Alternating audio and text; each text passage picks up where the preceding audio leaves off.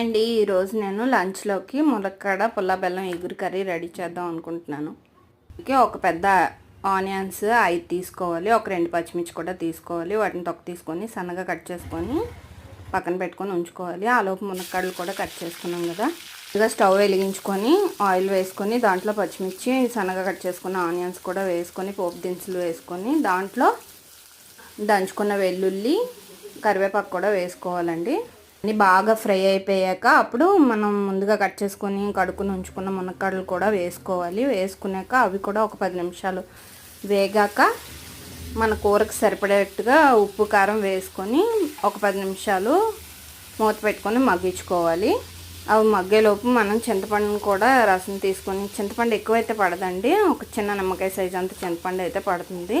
నేనైతే కూరల్లో ఎక్కువ మసాలాలు అయితే యూస్ చేయను, ఎందుకంటే కారంలో ఆల్రెడీ మసాలా ఉంటుంది కదండి.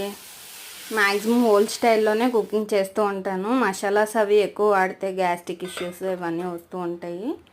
సో అందుకని చెప్పి నేను అమ్మమ్మ ఎలా అయితే ప్రిపేర్ చేసేవారో ఇంతకుముందు కర్రీస్ అవి నేను అలా కుక్ చేస్తూ ఉంటాను. దీంట్లో ఒక 2 స్పూన్స్ బెల్లాన్ని కూడా యాడ్ చేసుకోవాలి. చింతపండు రసం బెల్లం యాడ్ చేసుకుంటే అంతే అండి, కమ్మటి పుల్ల బెల్లం ఎగురు మునక్కాడ ఎగురు రెడీ అయిపోతుంది.